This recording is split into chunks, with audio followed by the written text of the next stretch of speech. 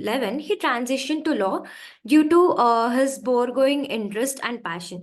So he has a 3 years LLB course from Usmania University, and he's having a specialization in international trade and economic law from University of Law, Usmania University. Additionally, he has pursued a postgraduate diploma in international humanitarian law from Nalsa University of Law in 2021. Currently, he is a part-time PhD research scholar at ICFI Law School. Uh, Apart from the legal practice, Dr. Prashanth contributes actively to legal education.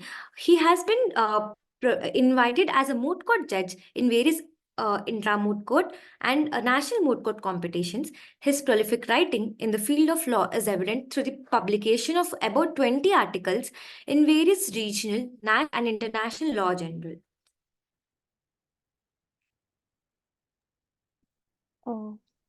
I will now proceed to explain the time division granted to each counsel in a single team.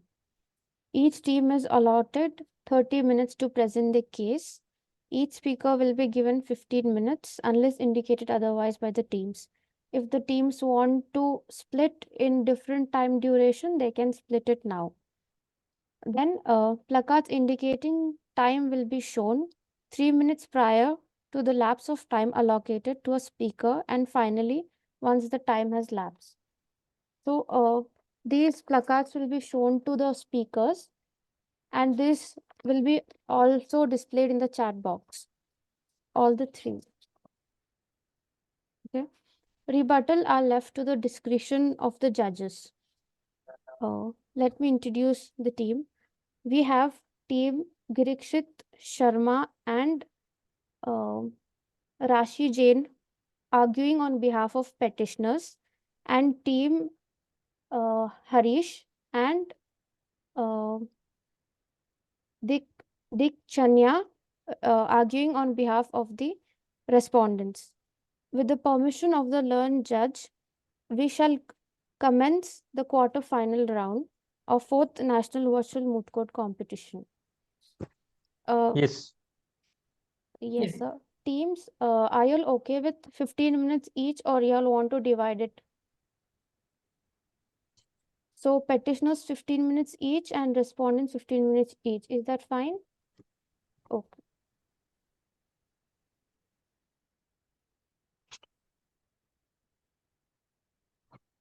Petitioners Counsel, you may proceed with the pleadings.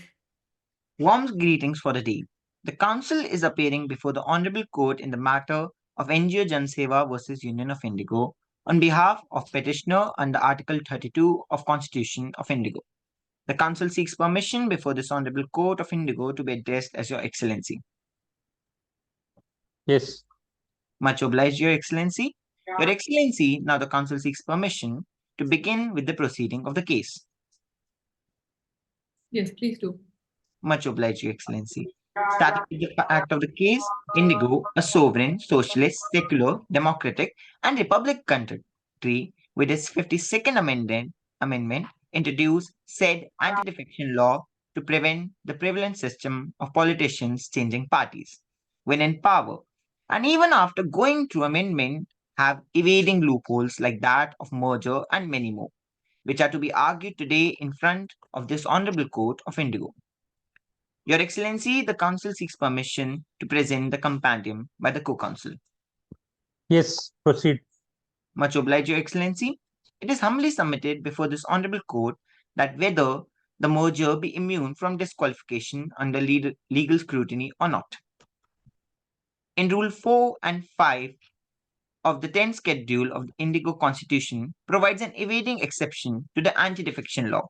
The Constitution stipulates that a member of the House shall not face disqualification if the original political party merges with another political party under certain conditions. If a member and other from the original party becomes member of the other political party or a new party formed by such merger, or if they choose not to accept the merger and decide to function separately, they will not be disqualified. For the merger to be recognized, it necessitates the agreement of at least 2/3 of the member of the concerned legislative party. In case where a member claims not to be part of the merger entity, but form a separate group, they shall be considered part of the original political party or a new political party for the purpose of disqualification provision. And as in case of split, an evading option which was amended and discarded under 91st Amendment Act 2003. At the 178th Law Commission report, which is being shared by the Co-Council, explains the same loopholes in detail and submits the same marching voice calling the law floor crossing, as the previous Law Minister Shri Jeth Malani said. The summary of the report presents the same as we presented it on page 86 of 104. Firstly, the anti-defection law in Indigo doesn't address expulsion from political parties, leading to ambiguity. Despite parties having the right to expel members, the 10th schedule lacks provision, creating a situation where expelled members are subject to party discipline but lost their right under the party constitution. Secondly, a older existing loophole corrected by the judiciary and not by the legislature is that of judicial review, which was hampered by the legislation when made under para 7 of 10th schedule, which was declared void instead of Shikeshwananda Bharati versus State of Kerala in Kihoto Holohon versus Akelu case, and later in renewed case of split and merger of UP Rajendra Singh Rana versus Swami Prasad Maurya, where the reason was a must for the party to establish the speaker, which under the ambit would be considered breach of duty, for which Speaker 2 will be liable as quoted in Jagjeet Singh versus State of Haryana, which is very inefficient on the grassroots level of politics in Indigo. The same was repeated in the threefold test provided by the Sadiq Ali case, but yet again the application of the case law was very much inefficient. The president also portray how the issue does not lie in the number of politicians, but the reason behind it. Many people doing a crime doesn't make it legal, but equally illegal. Many people discriminating among two sects won't make it legal, it will be equally illegal and legally invalid.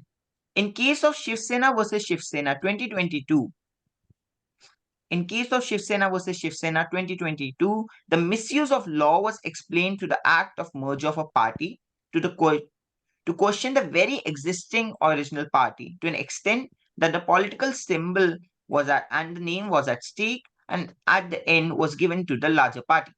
Council, According to the 239th law report presented to the Supreme Court in case of Virendra Kumar Ori versus Union of Indigo, can you hear addressed me? hello. Yeah, Council, you've given the history of the law and the judicial precedents. You are able to hear me, right? Sure, Your Excellency. Why don't you just cut right to the issue and the argument straight as to what exactly are you arguing for in the first? Ma'am, my argument is actually forming with the history only, because at start when the introduction of the history was given, but later these case laws are actually the baseline how the law But developed. we are aware of the jurisprudence and we are aware of the judgments. So can you come straight to your argument, please? Sure, ma'am. As the 239 law report presented to the Supreme Court in the case of Virendra Kumar Ori versus Union of Indigo addressed the persistent challenge of trial delays involving influential figures. Additionally, in Ganesh Narayan versus Bangrappa, the Supreme Court highlighted the issue by observing the legal proceeding, which tends to significantly deaccelerate, especially when politically powerful or influential individuals are involved. Also, in democracy like Indigo, defection law is a mandatory struggle, but providing loophole to so-called qualified defection is a corrupt and a amoral way out. It is not a way to balance political stability, but to market the two-third political party bouquet to form a government on the name of representative democracy, as witnessed in the Ayaram Gayaram era of this politics. And calling the same valid until a democratic responsibility is achieved is a vague and hypothetical argument.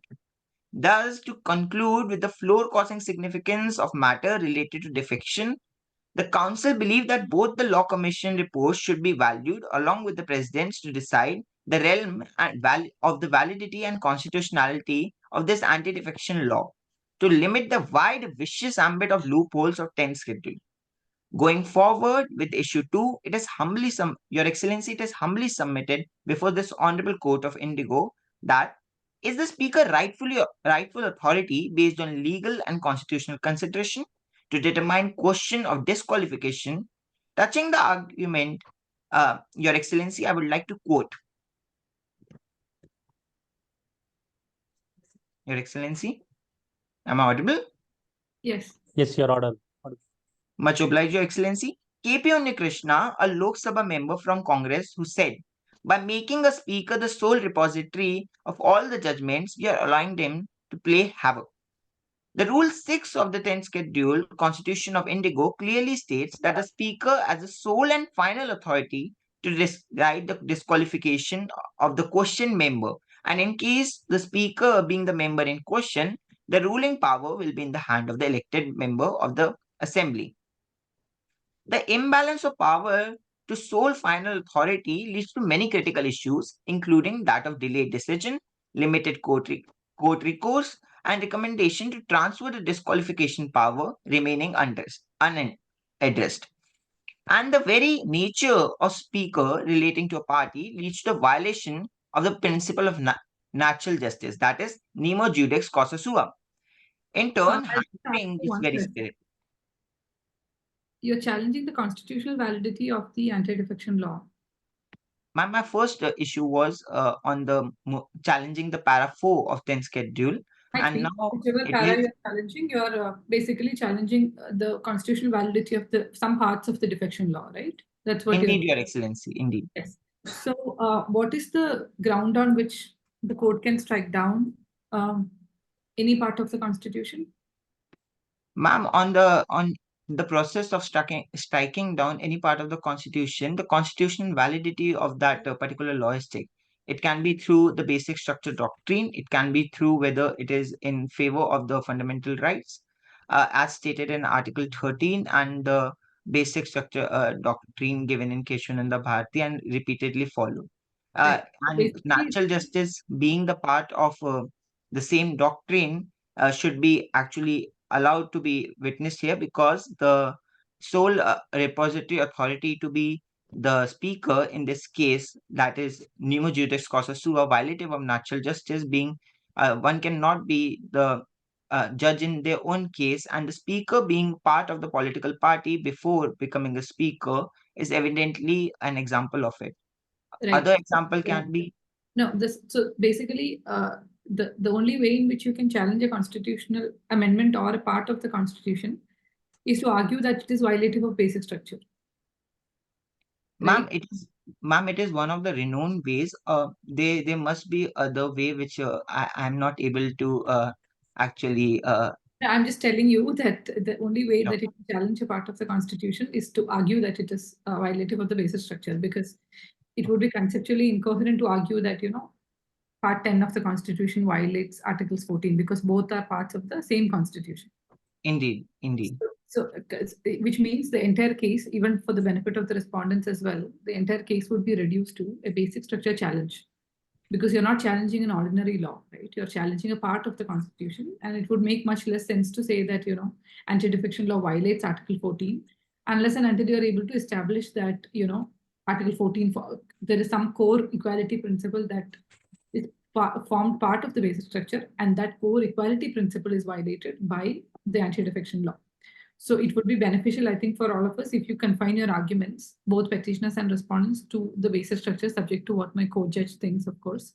Ma'am, with respect to the question raised by Your Excellency, the argument is that the nemo juris causa sua, if the person, But justice, if you can't simply say that, constitutional amendment or a part of the constitution is violative of the principle of natural justice, and hence it has to be struck, because that's not, there is a very high threshold for a part of the constitution to be struck down as unconstitutional.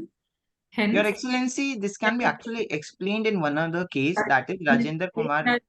Merely saying that something is violative of natural justice might not be enough, is what I'm saying. It might be enough for ordinary laws, right? It might not be enough for a part of the constitution. In this case, Rajendra Kumar Rana case versus Swami Prasad Maurya, there was a conflict between BSP and Samajwadi Party, and the speaker favored the party which was their own. And yet again, the threefold test that was given in the Sadiq Ali was actually not followed, because as seen by various law committees that are to be mentioned in further argument, we will observe that every law commission that is being given has always said that election commission should be the body to decide along with the speaker. But as of present, the speaker is the only is the sole final body, as stated in the Kyoto case, final arbitrating body. And as of my knowledge, from 2020, the court has said that to legislature yet again to actually uh, make amendment to the 10th schedule and form a stronger anti-defection law. Do you Continuing with my, how many judges were the authors of the Kyoto case? ma'am, what my knowledge, I guess two. One was Ramaswamy and Justice Honorable Justice Ramaswamy, and other was Honorable Justice H.J. Kanya. I But think my it was a 5-judge bench. It is a 5-judge bench. It was a 5-judge bench. books. Really sorry, It's a Your 5-judge bench, Excellency. and you're arguing against the constitutionality now before a 2-judge bench. So what do you propose that we do, even if you agree with your arguments? Because we cannot overrule a 5-judge bench, right? Ma'am, So as of Kyoto, we also witnessed that in the same judgment, it was mentioned that the court should actually take action to make the law stronger. So the ruling must be in I mean, that the favor. judicial review part was struck down, and the court said the other parts of the law are constitutional. So how are you now asking us to strike down the other parts of the law, which aren't we bound by the 5-judge bench? Aren't we Ma'am, bound by yet again, para 4 was not dealt in Kyoto. Okay. So what about So, the parts? so the merger exception can be dealt with it, and the government can be advised to actually do the same they were advised to in June 2020. All right, proceed. Coming Uh, to your second issue, I have a question. Is Sure, there sure. second issue you talked about speaker, the rightful authority based on legal and constitutional consideration to determine questions of disqualification?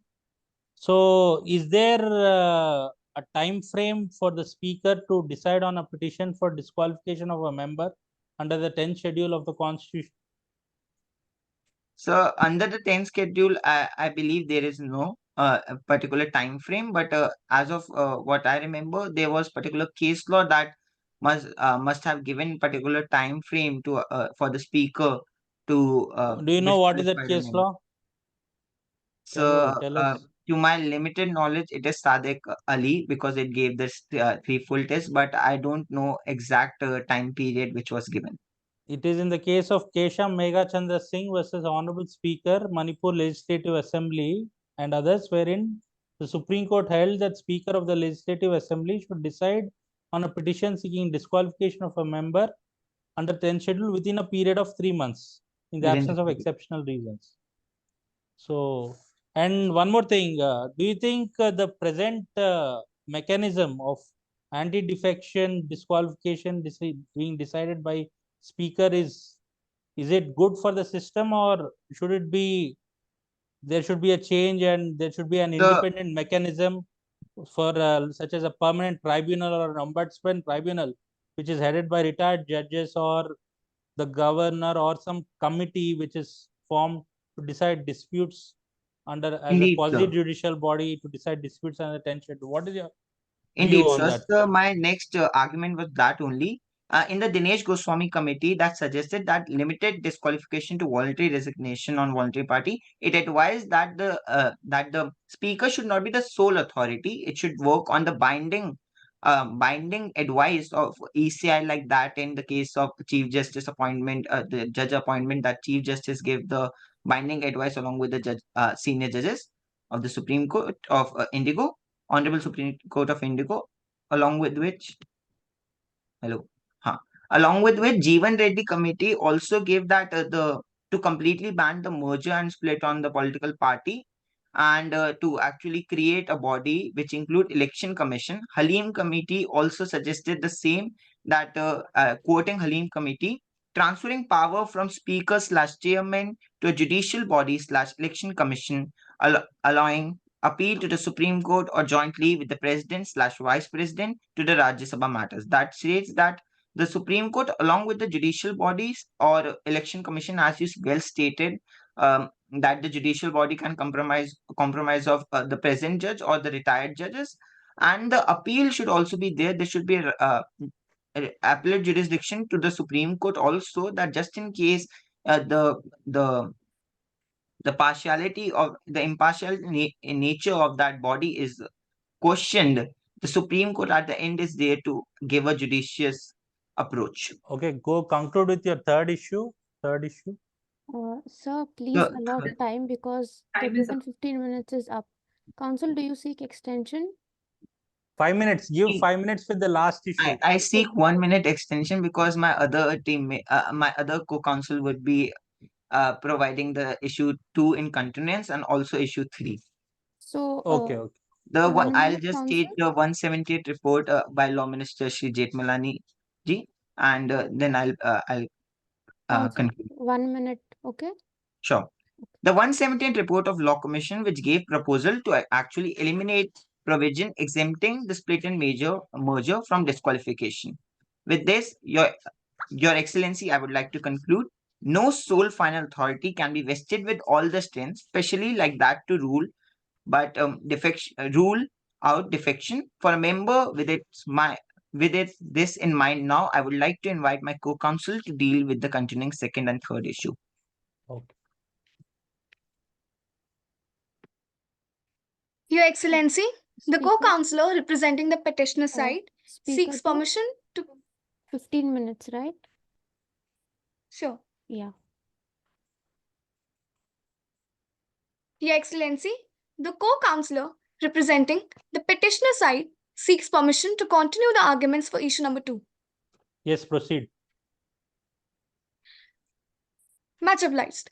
Rule 6 of the 10th schedule of Indigo Constitution empowers the Speaker or the Chairman of a Legislative Assembly or Council to disqualify members who are deemed to have defected from their original party. This rule has been criticized for potentially allowing the Speaker to act with bias due to their own party affiliation, undermining the impartiality of the process. Several examples have been held here which illustrate the Speaker's broad authority in managing the defection-related disqualifications. Public criticism of one's party and alignment with other. In the cases of Sri Avtar Singh Bhadana and Sri Rajesh Verma, such actions were interpreted as voluntary abandonment of party membership, which resulted in the disqualification, defying a party whip. Dr. Koya's claimed illness was deemed insufficient to justify his absence from voting, which led to his disqualification. Sri Bishnoi's public dissent was interpreted by the media, but it was further held as abandonment of party membership, necessitating the re-election procedure. Allegiance declaration to another party. In the case of Sri Rajesh Verma versus Sri Muhammad Shahid Aklak BSP of 2008, the disqualification of Sri Aklak under anti-defection law stemmed from his public declaration of appreciating another's political party move, and which led to affirming his inherent affiliation with the other party, constituting a clear declaration of defection from his original party. But this was misinterpreted as reported in the media, which triggered his disqualification under anti-defection provisions, solidifying the legal ramifications of such overt declarations under the established laws. Furthermore, anti-defection laws can sometimes be misused by the party leaders to control and manipulate their members by threatening the disqualification or other punitive measures. Party leaders can also exert undue influence over elected representatives, thereby undermining the democratic process. It demonstrates that the Speaker should have significant authority in interpreting and applying Rule 6 of the anti-defection law, because if they are having any sort of a contradictory opinion other than what the party members have, they can have a say in it as well. Proceeding towards the third issue by the petitioner side, it is humbly submitted before this honorable court that the provisions of anti-defection law infringe upon the fundamental freedoms of speech, expression, and association. The famous phrase of Aye Ram Gaya Ram becomes synonymous in Indigo politics after an MLA from state of Haryana, Gaya Prasad, changed his political party twice within a few hours and after then thrice within fortnight. The paragraph 2(1)(b) of Schedule 10 of Constitution seeks to address defection by preventing the members of the legislature from ridiculing the direction of the whip of the political parties during times of voting in the parliament. The long parallels of this law provisions has led to abuse of power, which has caused a restraining effect on the very important right of freedom of speech of the parliamentarians. The anti-defection law, while aiming to bolster political stability, Council, can you hear me? has led. Yes, Yes, yes, Your Excellency. You argued on the misuse of the law. Do you think misuse of the law is a sufficient ground to strike it down? Your voice is breaking. Could you please repeat, Your Excellency? Can you hear me? Yeah, now. Yes. Yeah, now, Your Excellency. Well, you've argued on the misuse of the law. Yes. Do you think misuse of the law is a sufficient ground to strike it down? The provisions which are being, thank you so much for the question, Your Excellency. The provisions which are actually in the anti-defection law, they are being curtailed and misused due to non-proper explanation of certain terminologies in the anti-defection law. We Yes, are not against. do you think a law should be struck down because it's being misused? What is your personal opinion on whether, whether to strike down a law merely because it is being misused?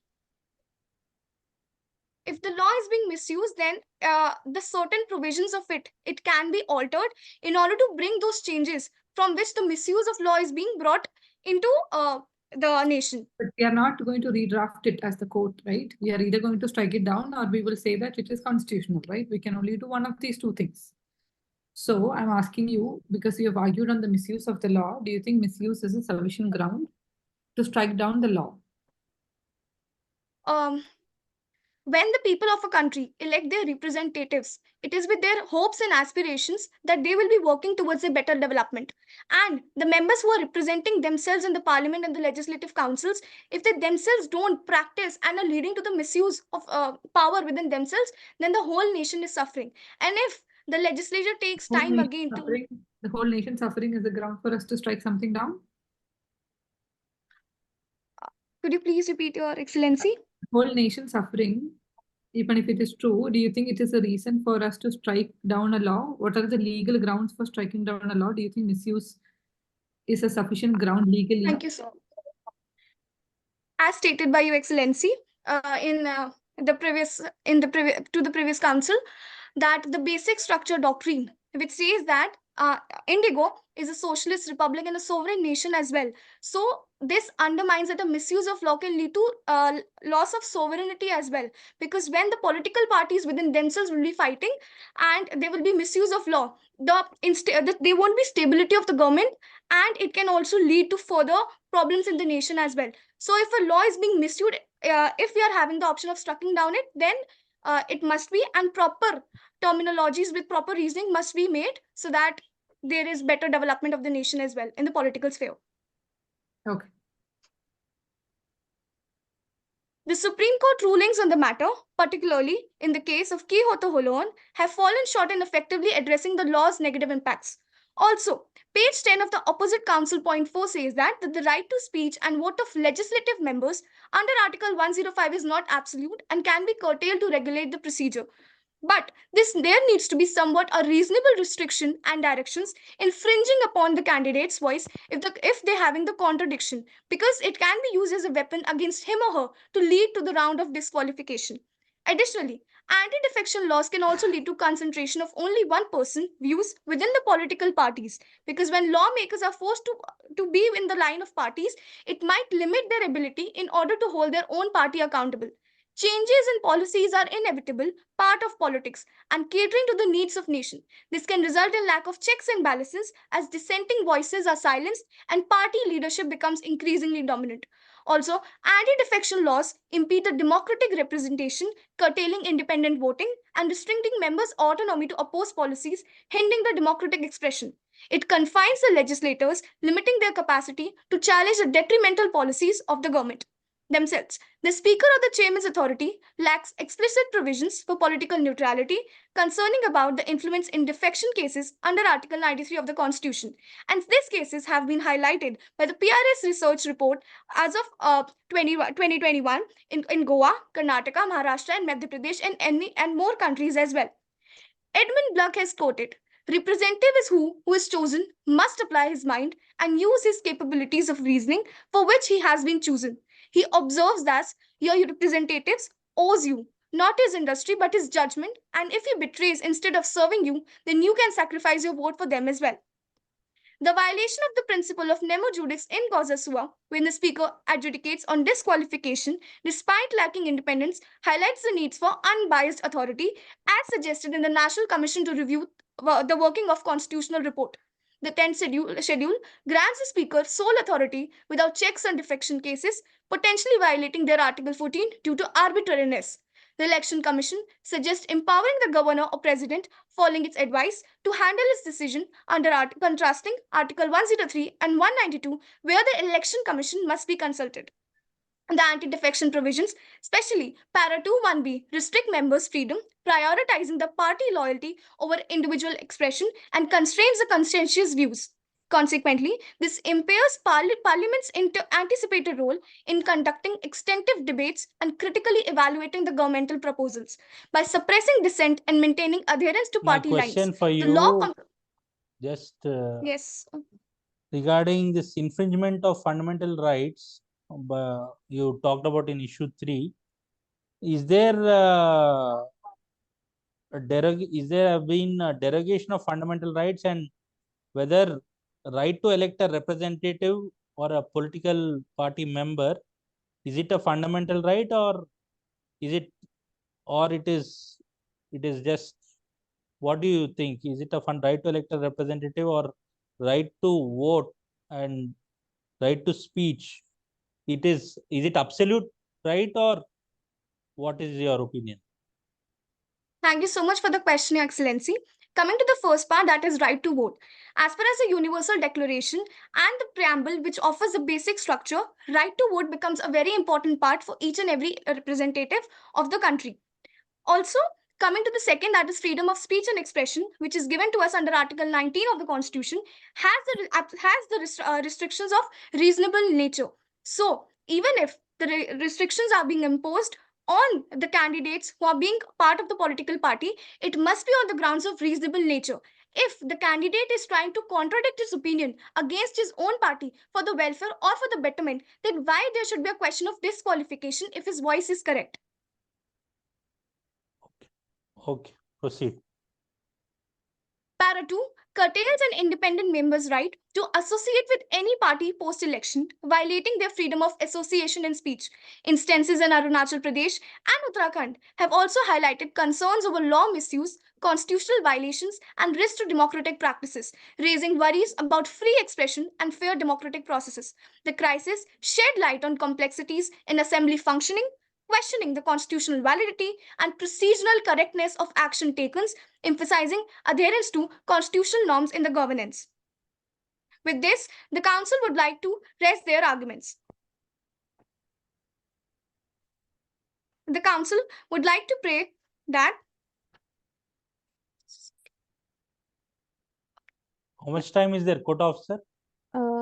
Council, you still have time up to 3 minutes and 35 Yeah, seconds. Okay, conclude. Wherefore, Your Excellency, I'm concluding with the prayer. May I proceed? Yes, proceed. So much obliged. Therefore, in the lights of the issue raised, arguments advanced, and authorities cited, it is humbly prayed that this honorable court may be pleased to declare that mergers should not be immune from disqualification under legal scrutiny. Speaker should not be the sole rightful authority based on legal and constitutional considerations to determine the questions of disqualification, and provisions of the present act infringes upon the fundamental freedoms of speech, expression, and association under the ambit of reasonable restrictions. Thus, Now, the one act to be declared second, just, you said speaker should not be the sole authority to decide disqualification. Then what who should decide then, according to you? What do you envisage, or what do you suggest? As in the constitutional setup, the speaker is the legislative assembly or the parliament. Speaker has a designated position, constitutional authority. Now you are saying you should not decide on disqualifications. Then what alternative system, or what do you suggest? Thank you so much Or for your do you question. think what amendment should be passed by Parliament, or what reform should be brought in? Thank you so much for your question, Your Excellency. As prayed by the Council for Petitioner, that the Speaker shouldn't be the sole authority for the disqualification, because even if the Speaker gets the authority in order to get disqualified, and if he infringes the reasonable restrictions Okay, yes, as provided under you told, Article 19. you told that I understood your contention, but then in the alternative, in the present system, who else can decide the disqualification petitions? Or what should be As the amendment should be made, or reforms should be made? As per the recommendations of various bodies on anti-defection law, as being shown by the compendium by my co-counsellor, various committees have said that the issue of disqualification should be decided by the President Governor on the advice of the Election Commission, so that the whole procedure of disqualification is transparent and in the eyes of the public as well. So President and Governor should decide all issues of disqualification. As per this committee report, you are in agreement with that? Yes, Excellency. On the advice of Election Commission. Okay. Okay. Yes. Come. Thank you. Pass any other order, direction, or relief that it may deem fit in the interest of justice, fairness, equity, and good conscience. All of which is humbly prayed, counsels for the petitioner. Yes. Thank you. Thank you. And counsel, you would like to conclude your arguments? You're left with more 39 seconds. I think Courtmaster, can we have a rebuttal for the Rebuttal, time? it is up to After judge's the discretion. after the respondents. after the response. Okay. Respondents, each speaker 15 minutes, right? Yes, ma'am. Before you start, don't focus too much on finishing whatever you've prepared. If you're able to answer the question satisfactorily, that'll be a good job as well. Yeah, please start. The council seeks permission to address the bench collectively as your lordships. Yes. Much obliged, your lordships.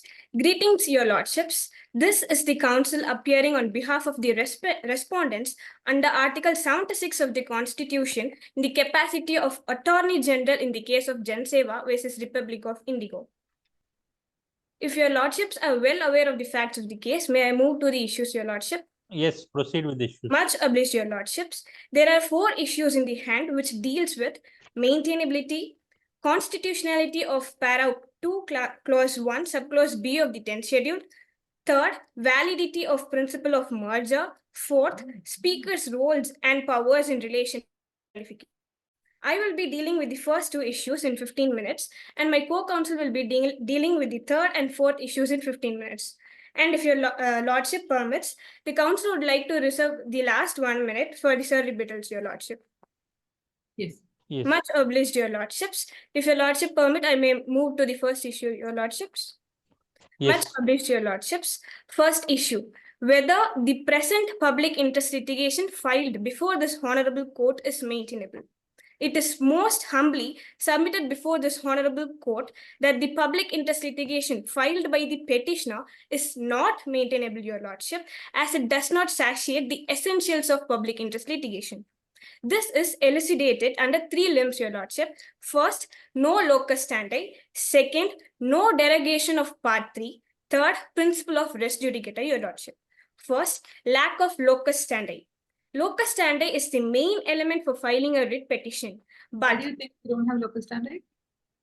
your lordship, the public spirited NGO is not the direct aggrieved person, your lordship. But that, you don't need to be directly aggrieved, right? That's a very principle of PIL litigation and Yes, the whole. yes, your lordship. That would be substantiated in the next point, your lordship. You want to answer it now? Yes, your lordship.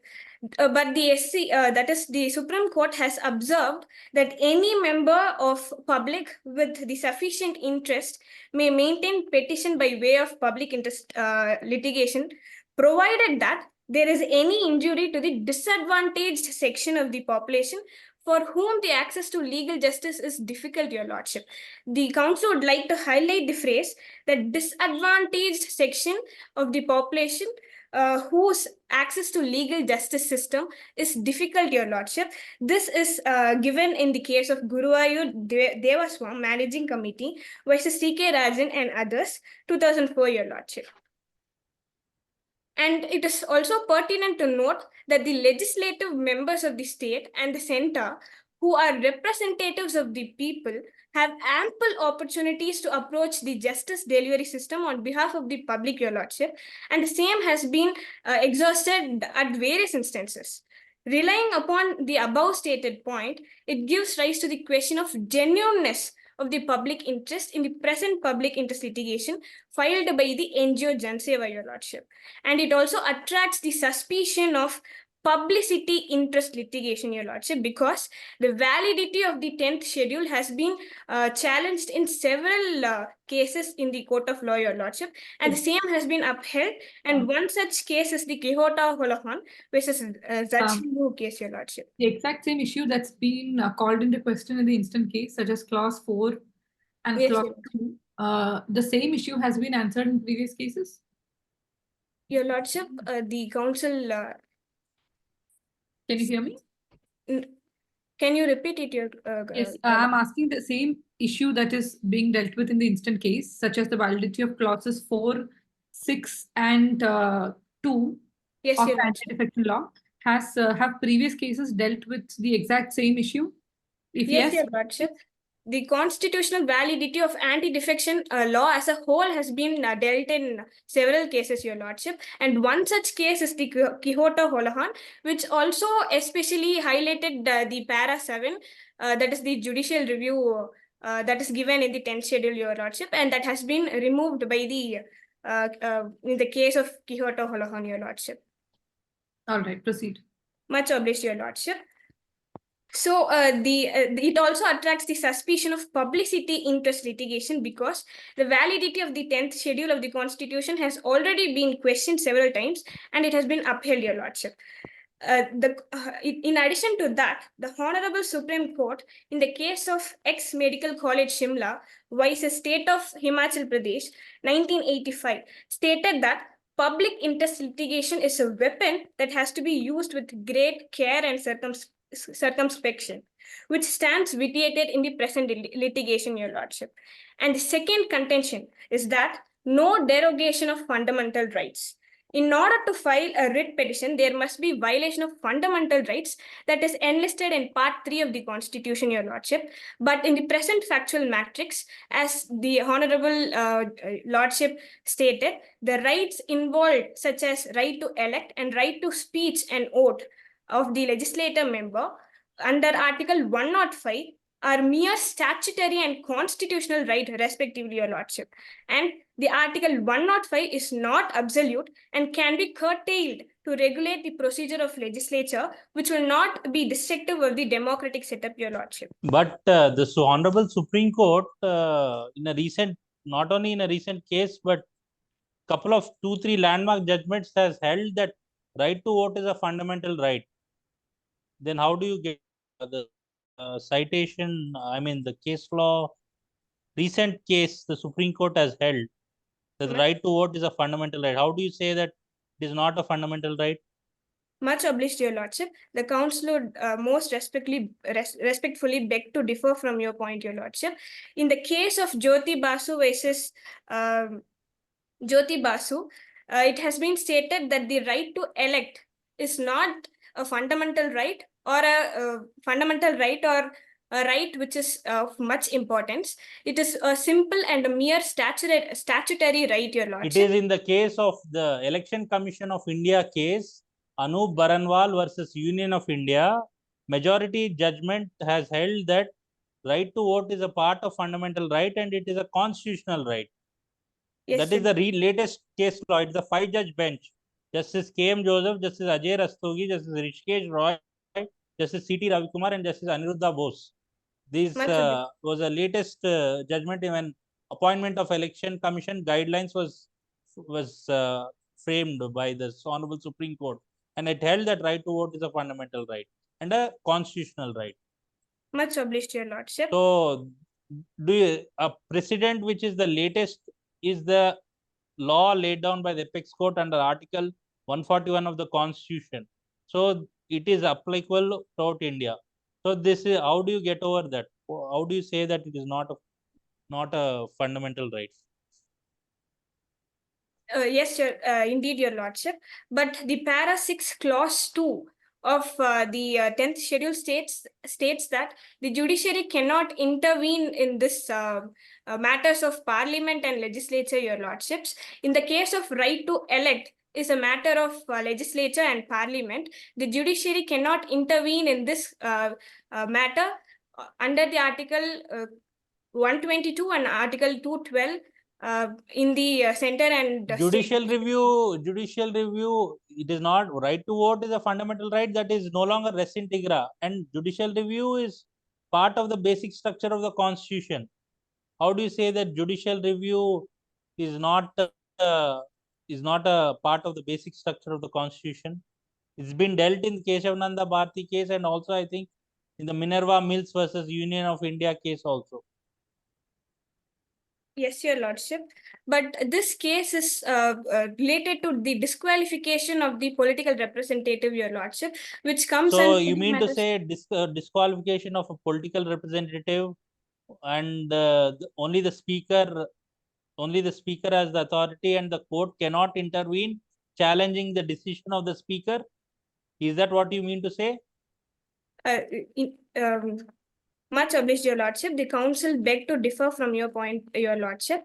The Council states that the judiciary can intervene after the final order of the Speaker, Your Lordship. In such cases, the finality of the Speaker's order can be questioned through judicial review. But On before what grounds that, it can be questioned? On what grounds final order of the speaker can be questioned? yes, Your Lordship, when the speaker acts in biased manner, or when the speaker acts in delayed manner, and when the speaker acts as a political member rather than the representative of the people, Your Lordship. And what about principles of natural justice and when it is ultra virus? Yes, Your Lordship. Even in those instances, the speaker's final order can be challenged, Your Lordship. Okay. And this Yeah, will be dealt by my co-counsel in detail, Your yes, yes. Proceed. Much obliged, Your Lordship. So the second contention is that no derogation of fundamental rights. As I stated earlier, the Article 105 is not absolute and can be curtailed to regulate the procedure of legislature, which will not be destructive of the democratic setup, Your Lordship. So the third contention is principle of res judicata. Doctrine of res judicata is a legal principle which serves to prevent repetitive litigations and ensure fairness and consistency in judicial proceedings, Your Lordship. It is usually found in civil proceedings under Section 11 of CPC and is based on legal maxim, that is, res judicata pro veritate occipitar, which means upholding the finality of the previous judgments, Your Lordship. Since the constitutionality of the 10th schedule is upheld in Quixote Holohan case, the Council pleads to apply the legal maxim in the present case to, Your Lordship. In addition to all the reasons, Counsel, para a question. yes, Your Lordship. So there have been instances where, for example, in the Joseph Shine case, Much obliged, Your Section Lordship. 497 was challenged on 3 occasions earlier. Much obliged. But the court still, went ahead, referred it to a larger bench and struck down the provision as unconstitutional, even though previously 3 times it is held that the provision is actually constitutional. Much So obliged. how far can you apply the principle of res judicata in constitutional litigation? Yes, And much obliged. how presidentially we have dealt with cases like these, or generally when it comes to striking down legislations, we have gone both ways, right? Much obliged, Your Lordship.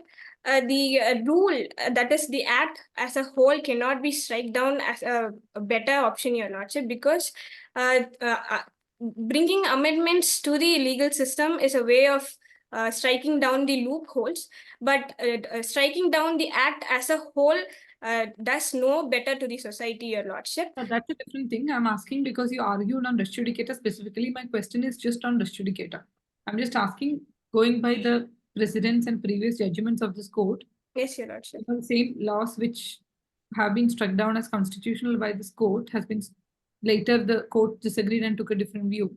Yes, Your Lordship. So, how far you can appeal, because of res judicata, you cannot go into the question because you're arguing on maintainability, right? You're saying that we cannot go Much into it because of the principle of res judicata. So I'm just wondering, that doesn't sit well with judicial precedents in this country, right?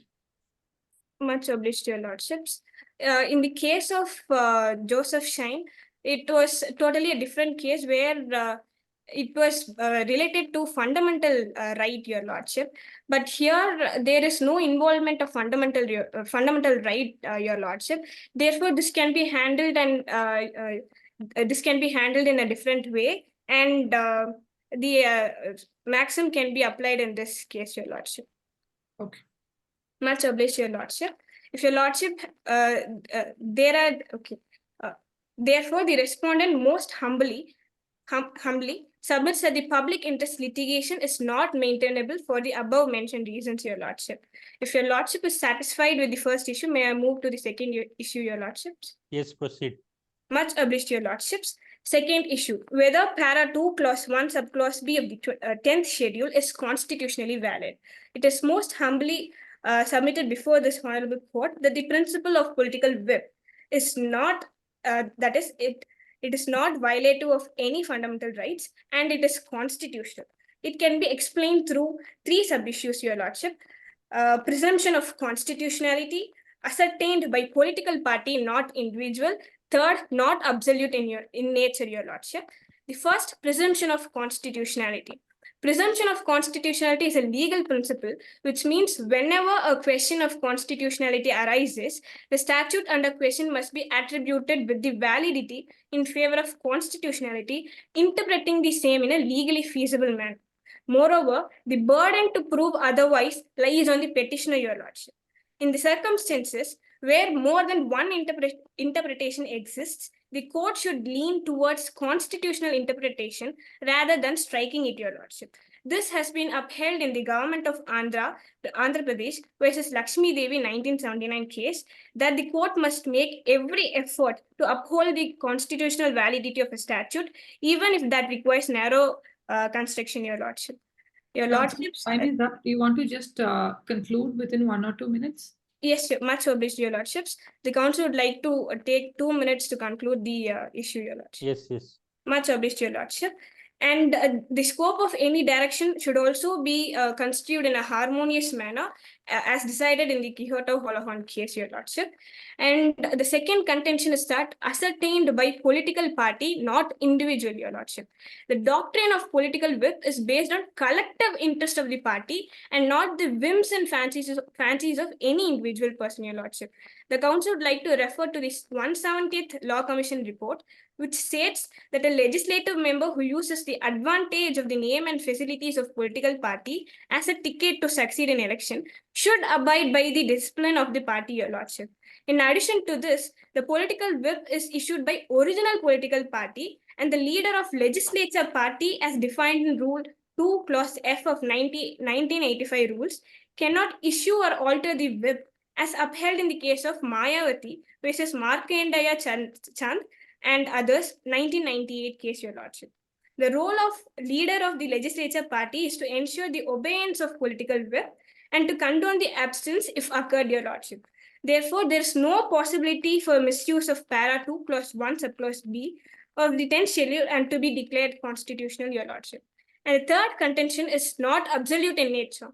That is, in the landmark case Quixote-Holohan versus Achulho, the SC interpreted and enlisted certain circumstances when a whip can be issued, Your Lordship, in order to balance the considerations of anti-defection law and the intra-party dissent, Your Lordship.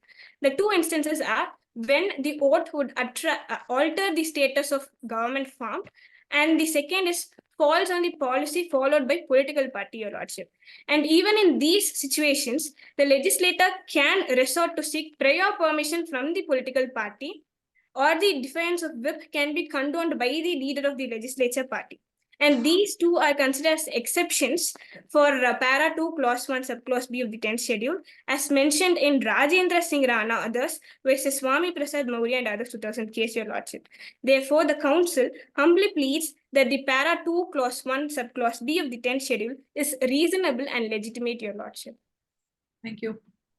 Much obliged to your lordship. It was an honor in arguing before your lordships. If your lordship permits, I may leave the podium to my co-counsel. Yes. Much obliged to your lordships. Greetings, Your Lordship. I'll be dealing with issue 3 and 4, Your Lordships. Issue 3, to start with issue 3, issue 3 pertains to the constitutional validity of paragraph 4, that is the political merger, Your Lordship. The Council would like to argue in favor of the constitutionality based on two hits, Your Lordship. First one, it is the consent of the majority, and there is a critical role of Election Commission, Your Lordship.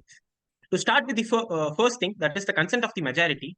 The consent of the majority has been a prerequisite for both split and merger, Your Lordship. For split, there was a requirement of 1/3 of the majority, and for merger, there was a requirement of 2/3 of the majority, Your Lordship. Here, the majority of 1/3 was considered very easy to achieve, Your Lordship.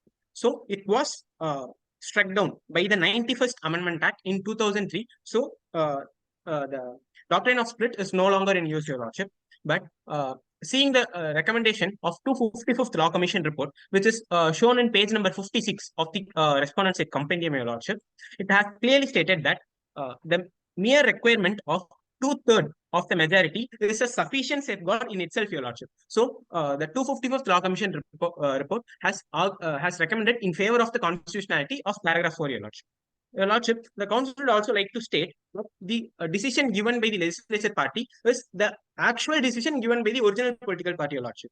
To briefly sum up about the difference between the original political party and the legislature political party, the Council would like to rely upon the case law Subhash Desai versus Principal Secretary Governor of Maharashtra, which is found in page number 75 of the compendium, Your Lordship.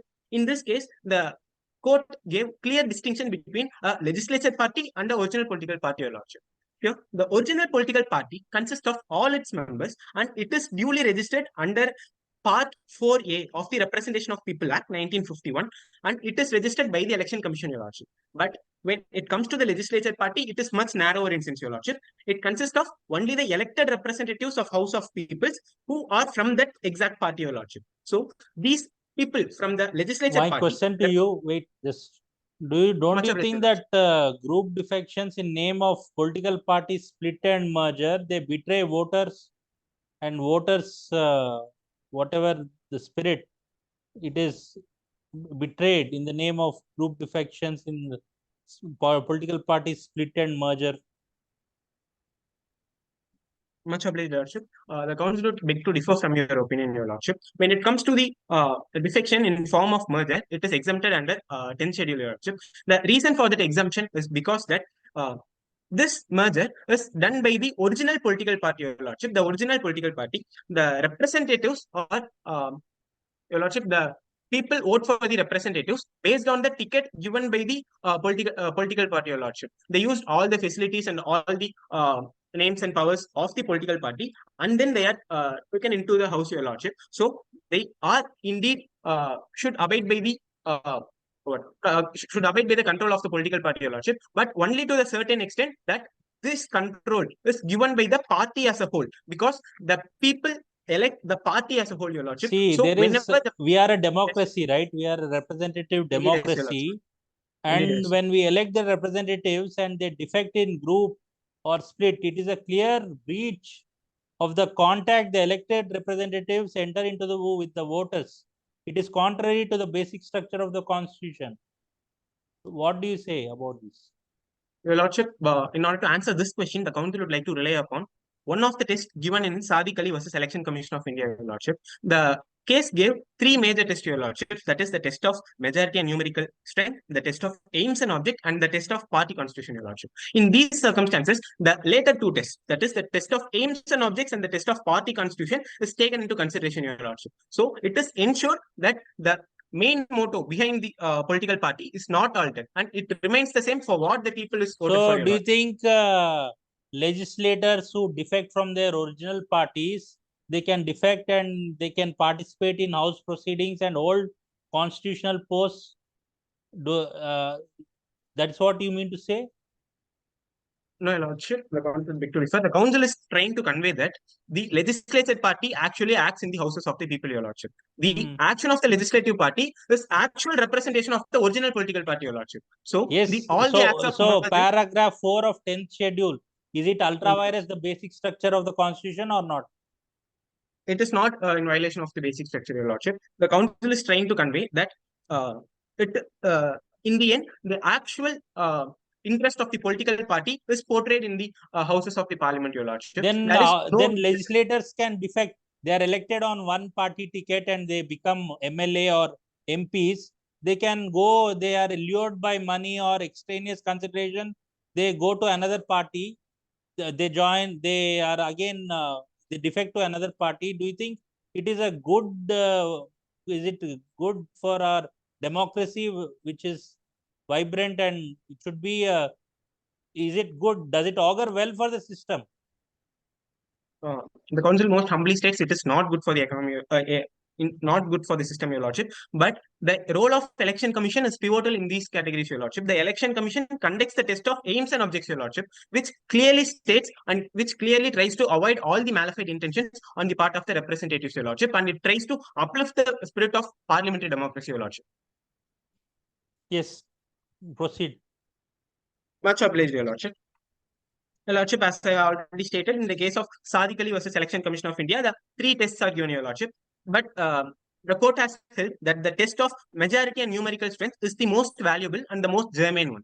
But it can be used when the strength of the legislature party is huge, Your Lordship. When the strength of the legislature party is minimal, that is, there is only 1 or 2 MLAs from a political party, the majority cannot be relied upon, Your Lordship, because when the one person commits a defect, the whole political party is deemed to commit a defect, Your Lordship. So in those circumstances, the later two tests comes into the picture, Your Lordship. The test of aims and objects and the test of party constitution, Your Lordship.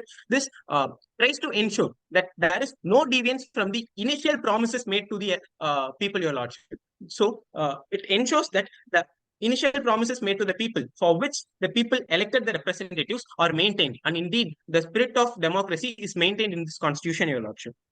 And Your Lordship, after conducting all these tests, the election commission allots the symbol to the original faction of the merger, Your Lordship. For allotting of the symbols through the symbols order, all these tests are used, Your Lordship.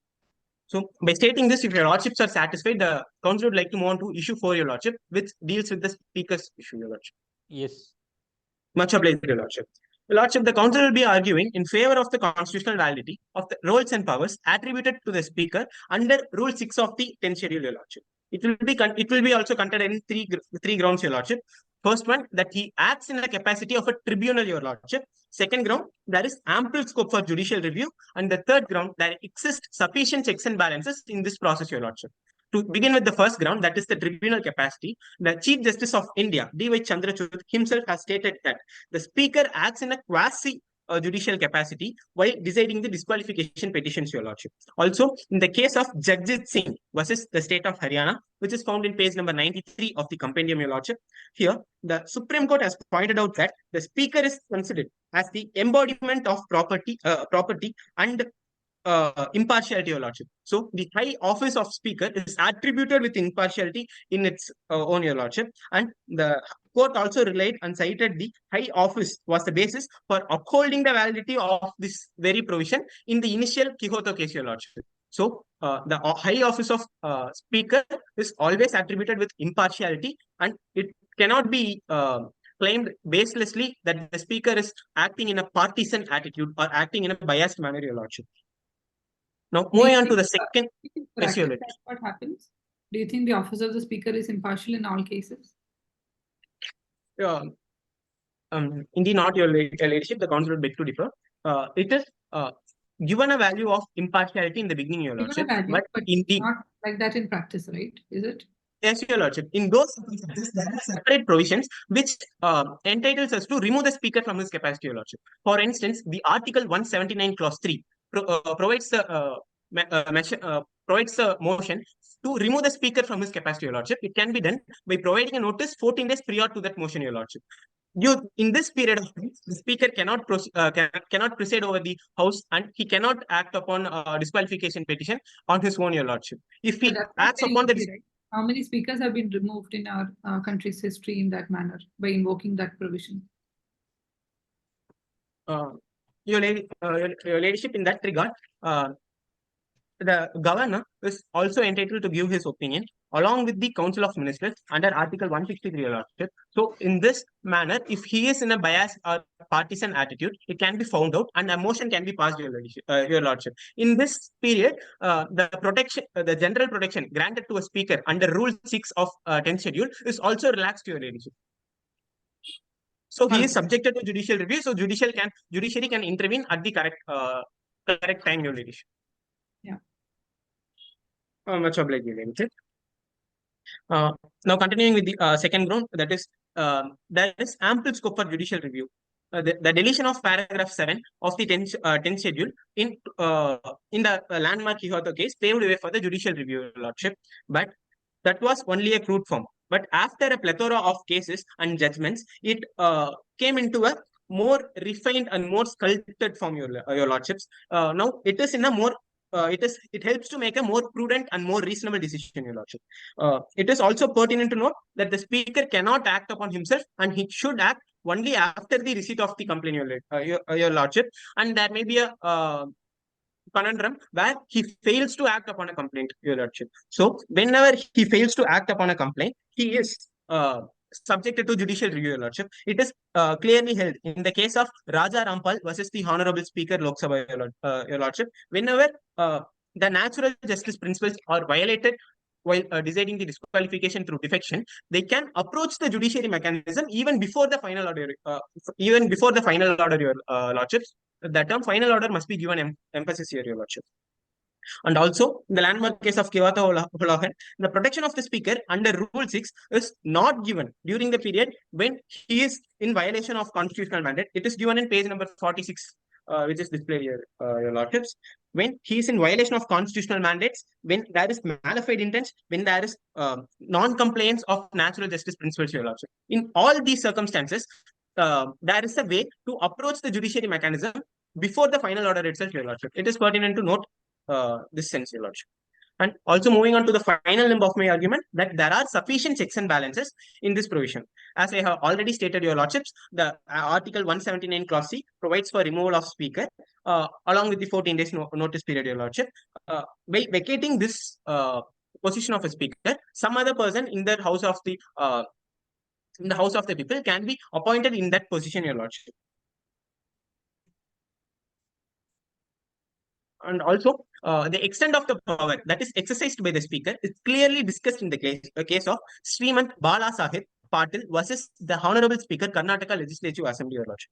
Here, the speaker can only vacate the office of the defected MLA or MP, your lordships, and he cannot impose any kind of additional ban or restraint in participation of the further elections, your lordship.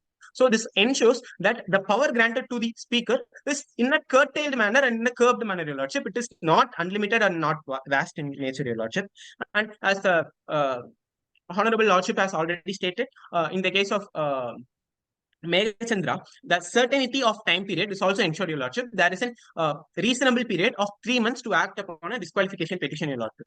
And also, the provisions for parliamentary inquiry committees should also be taken into consideration, your lordships. There is provisions for parliamentary privileges committee and parliamentary ethics committee, which can be set up on a specific disqualification through defection matter to analyze upon the facts and circumstances of the case, your lordship. The recent updates about the Mahua Maitra ethics committee report is one such example, your lordship.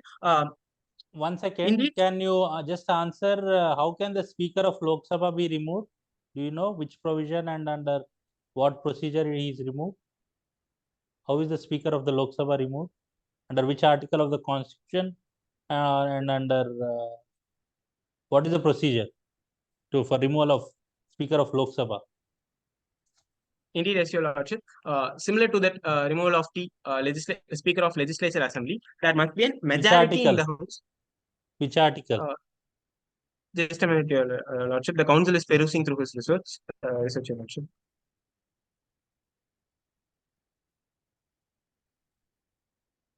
So how he can be removed?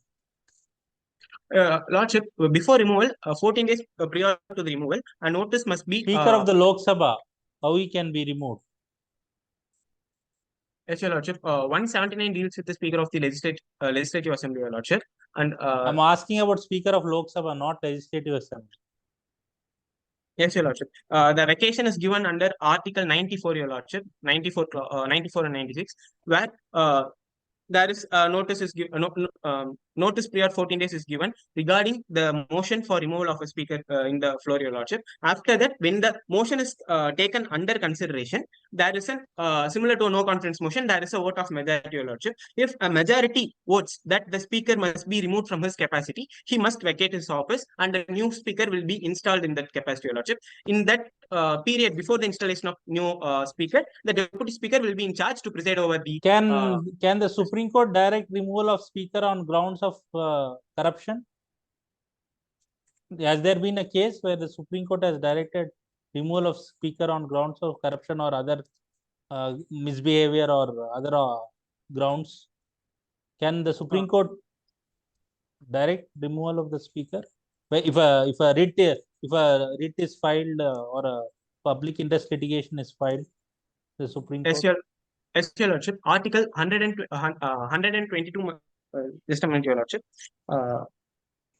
Article 122 must be considered, Your Lordship. It refrains the judicial intervention in cases of Parliament, but it is curtailed only to the irregularity of procedures, Your Lordship. But here there is violation of Constitution and violation of morality, Your Lordship. In this circumstances, the Supreme Court can act upon a writ petition, Your Lordship. But when there is mere irregularity of procedures, the court cannot interfere in the proceedings of the Parliament, Your Lordship. Conclude. Much obliged, Your Lordship. As I was stating, Excuse under me, the counsel, member of how much time do you need to conclude? ma'am, I will conclude in 2 minutes. Much obliged, Your Lordship. As I have already stated, the member of Lok Sabha disqualification on the ground of defection rules 1985 empowers the speaker to appoint a parliamentary privileges committee or parliamentary inquiry committee to look into and peruse through the facts and circumstances of a specific defection, Your Lordship, so that it enables the speaker to make an informed and more reasonable decision in the end, Your Lordship. Your Lordship, to sum up, the council would like to state that all of the provision, the entirety of 10th schedule, including part 2, that is the political web, part 4, that is the doctrine of merger, and part 6, that is the powers and roles attributed to the speaker, is all constitutional in nature, Your Lordship. By summing up all this, the council seeks permission to move on to the prayer, Your Lordship. Yes. Much obliged, Your Lordship. Your Lordship, wherefore, in the lights of the issues raised, arguments advanced, authorities cited, the respondents humbly pray before this honorable court to dismiss the present litigation devoid of all merits, Your Lordship, and or pass any order or orders as this honorable Dismiss court the present. Dismiss the present. What is the prayer? Dismiss the present litigation. Petition, Your Lordship. Okay. Yeah. Sorry, Your Lordship. Dismiss the petition devoid of all merits, Your Lordship, and or to pass any orders as this honorable court may deem fit and proper in the interest of equity, justice, and good conscience. For this act of kindness and kindness, the respondents and the counsel for the respondents shall be duty bound and forever pray, Your Lordship. Your Lordship, with this, the counsel would like to rest his case, Your Lordship. Much obliged. It was an honor arguing before Your Lordships. Thank you, Your Lordship. Counsel, you're left with 15 seconds. You'll have anything to say or you'll want to wind up? Counsel? I think they can move to rebuttals and surrepalli. Yes. Rebuttals. Teams, how much time do you seek for rebuttal? 2 minutes. Okay. Respondent, together 2 minutes or per speaker 2 minutes? Only one person is. We to- represented the petitioner line. And Okay. one person 2 minutes. Okay. Judges, is that okay? Yes. Okay. Petitioners, speaker 1, 2 minutes, speaker 2, 2 minutes. Only one person will be doing the Okay. rebuttal. Okay. One person per team. Okay. Speaker 1, 2 minutes. Speaker 2. Speaker 2? Okay. Yes, I'll be having the rebuttal. Okay. And from respondent side? For the respondents, speaker 2 will be having their rebuttals for 2 minutes. Thank you. Okay. Yeah, please start.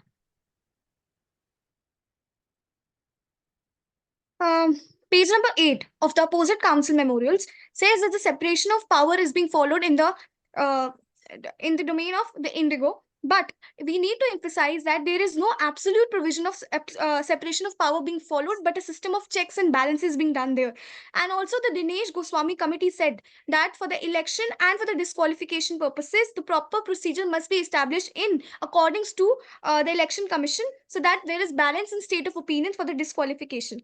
Also, page number 10 says is about the lack of locus standi capacity. The locus standi means to appear in front of the court and the capacity to appear in front of the court. And even public interest litigation doesn't mandate that there needs to be a direct grievance to someone else, as the issues in the political system is a threat to the whole nation as in whole, and a danger to the aspirations of the people. If there is a sort of a petition, if there's a petition by the NGO Jan Seva, then they have the locus standi to stand in front of the Supreme Court of Indigo under the Article 32 of the Indigo Constitution. Also, fundamental rights are not absolute, but reasonably are not absolute. Fundamental right of freedom of speech and expression, that is Article 19, is not absolute, but is actually under the compulsion of reasonable restrictions. Thus, in order to avoid arbitrariness, as stated in Ramesh Thapar versus State of Madras, it needs to be highlighted that they can't be just curtailed in order to regulate as a destructive of the democratic setup. Also, coming to the page number 10b part, no derogation of fundamental rights. The right to elect a representative is sort of a fundamental right as given in the judgment of Election Commission of India as well in the recent case of March 2020. Also, according to the 170th National Law Commission report, the term legislature party in the para 2 should be replaced. What's the opinion of the opposite counsel on all the committee reports which unequivocally call against the schedule? Do you disagree with them or not? Also, the legislative member uses the advantages of the name and facilities of a political party as a ticket to succeed in the election is given by them, as stated by the opposite counsel in the memorial on page number 12. So, that there is a compulsion. Why is the party putting a compulsion on their individual candidates in order to abide by the discipline of the party? If the two-thirds of the members go against, then their merger is being accepted under the anti-defection law. Won't these two arguments are contradictory to each other? Thank you. Yeah. Speaker 2 from respondent. 2 minutes. Yes. Your Lordship, the council seeks permission to rebut the arguments. Yes. Much obliged, Your Lordship. Your Lordship, to begin with, the petitioner side council has stated about the separation of power, Your Lordship. Here, it is a well-established principle that there must be a separation of power between the executive, judiciary, and legislature in order to ensure smooth functioning of the government, Your Lordship. Here, wherever there is an overlapping between these two, that arises many issues, and this affects the overall functioning of the government, Your Lordship. For instance, the recent developments in Tamil Nadu and Kerala, where there is a row and dispute between the government and the governor, curtails and hampers the overall functioning of the government, Your Lordship. The failure to pass many bills and the lack of action from the governor also indeed finally affect the legislature itself, Your Lordship. So this area where there is an intersection between legislature and executive must be seen carefully, and it must be tried to avoid those intersections, Your Lordship. And then with regard to the right to vote, it is associated with electing a representative in the houses of people, Your Lordship. After being elected to the houses of people, he is directed to vote by the political party, not by any individual person, by the political party, and it is a decision that is taken by all the party as a whole, Your Lordship, all the members of the party. So it is not any whims and behaves of an individual person. It is indeed the interests of the party for which the people voted, Your Lordship. And as I have already stated, the test of aims and objects also ensures that this is not taken beyond the scope, Your Lordship. And they have stated about the committee report, Your Lordship. The council, while arguing in his statement, myself have stated that the 255th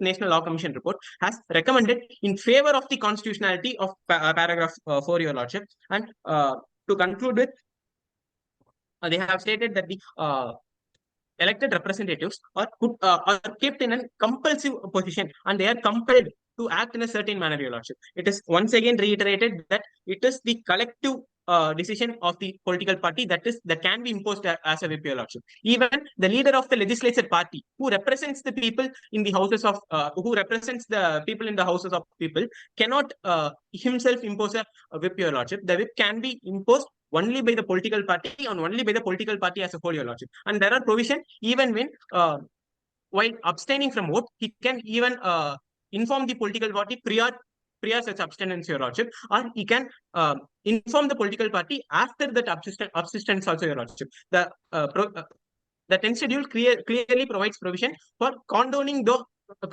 abstinence, your lordship. If a representative fails to vote fails to vote in regard to a whip, your lordship, he can much obliged, your lordship. Lordship, by stating all these things, the council would like to rest the case in your hand, your lordship. Thank you, lordship. Yes. Judgment reserved. Okay.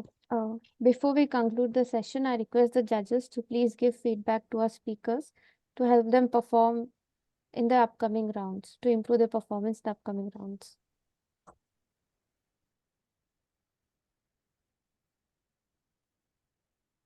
Would you like to start first? You please start, madam. Yeah, so thank you for the arguments and presenting your research. I thought there was some sound research that was done behind the arguments which were put forward. In a couple of issues, I will just give a common feedback for everyone. A couple of issues. The first issue was the first thing that I wanted to tell was always respond to or always acknowledge when questions are being put, and try to focus on on the answers that you want to give. So do not rush to finish whatever you've prepared, because whatever you've prepared, you might not be able to deliver it in the order that you've prepared. You might just get a question on one of the other issues when you're arguing on the first issue, and ideally you should always answer the question first and then go back to sort of whatever wherever you are in the order of your submissions. And also there are some conceptual things. I think there are some conceptual issues with the moot proposition itself, especially relating to basis structure. So, try to understand and acknowledge those as well while preparing your memorials and while preparing, especially the aspect on basic structure. I think there are some problems with, understanding whether you could actually argue any of the other issues when you're challenging one part of the Constitution. Yeah, other than that, I think your research was pretty solid, and yeah, if you can just work on some of these aspects which I mentioned, that would be good. Yeah, all the very best. Yeah, all of you have done well, but couple of you are in a hurry to complete. You are fast. You are not focusing on answering the questions put forth properly, and research has been done very well, and arguments also presented in a good manner, but you were rushing, like some of you. I don't want to mention names, but some of you were rushing as if to complete it. And you should be more elaborate in the concepts and basic concepts and latest case law, latest precedents, which have a binding effect on the latest case developments in pertaining to this case, which will help you in your presentation of the problem, presentation of your moot court presentation skills. That should be focused on. Like I said, Anup Baranwal case, that is a latest. Like that, under the other aspects related to anti-defection law, what are the judgments? Most of you have not cited those judgments, like the Maharashtra case for what happened in the High Court, or in the Manipur High Court, or Karnataka High Court, relating to speaker's powers. All this has to be once again just updated. Otherwise, you have all done well, and don't be in a rush. Of course, time is there, 15 minutes is there, but keep a watch. But you should not be like you are rushing fast and just reading the presentation. Should be able to present your case as if you have understood it, and you are able to deliver, present before the judges. And other things, when you answer the questions, answer it to the point. Don't delve into other aspects which are not related to the questions. I asked one question, one relating to, I think, the speaker's powers, or whether he can disqualify, or it can be challenged in court. Some person was saying that was talking about the other issues which are not. So be precise when you answer the questions. The judges want that you are answer to the point, and what they want is that. And time management, of course, you are doing. Most of you have done time time management also. They have fixed to the time schedule. So I wish you all the very best, and be positive, and wish you all success, not only in this competition, but in all your future endeavors in your careers as budding lawyers. Thanks a lot, sir. Thank you, Lordship. Thank you so much, ma'am and sir, for your kind Thank you. words and valuable experience. We'll definitely work on the feedbacks. Okay. We are honored to have you, sir.